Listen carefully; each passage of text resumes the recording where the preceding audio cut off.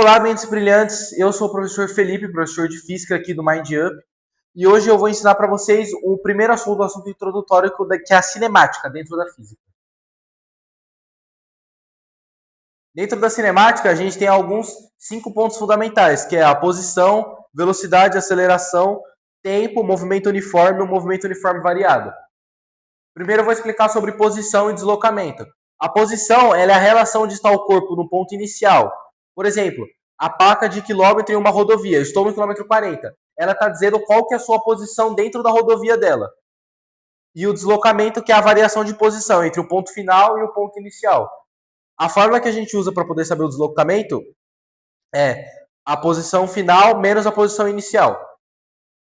A velocidade média e instantânea, a velocidade média é o quê? É a razão entre o deslocamento total e o tempo total decorrido. Por exemplo, velocidade média é igual à diferença de S, que é S0 menos S final, dividido por tempo final menos tempo inicial. Velocidade instantânea, que é a medição exata no instante T, onde está no velocímetro. É a sua medição exata. A dica de conversão que eu tenho para vocês é, se você for transformar de quilômetro para metros por segundo, você multiplica por 3,6. Se você for transformar de metros por segundo para quilômetros, você vai dividir por 3,6. O mu, que a gente chama de mu, mas é um movimento uniforme, ele é um móvel que percorre distâncias em tempos iguais. A fórmula que a gente usa para poder fazer ele é o S, que é S0 igual a mais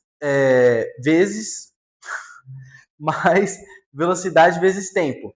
A classificação do movimento é o quê? Se V no final for maior que zero, é uma trajetória que ela avança, não volta. Se for menor que zero, é um movimento retrógrado, um movimento de ré. E por último, o move, que é o movimento uniforme variado, que a gente tem 4 fórmulas fundamentais nele, que é a aceleração média, que é a mudança de velocidade, que é a diferença de V dividido por T, a função horária de velocidade, que a gente chama de vovô ateu, é o apelido dela, que é V0 mais aceleração vezes tempo, a função horária da posição, que é o sorvetão, que é S0, que é a posição inicial, mais a velocidade inicial vezes o tempo, aí vem uma fração aqui, que é aceleração vezes tempo ao quadrado dividido por 2.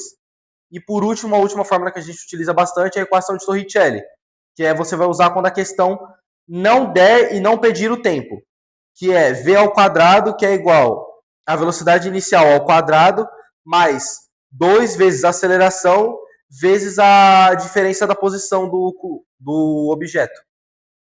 E se vocês tiverem alguma dúvida sobre a minha aula, pode mandar mensagem ou no nosso Instagram ou então no nosso e-mail. Muito obrigado pela atenção.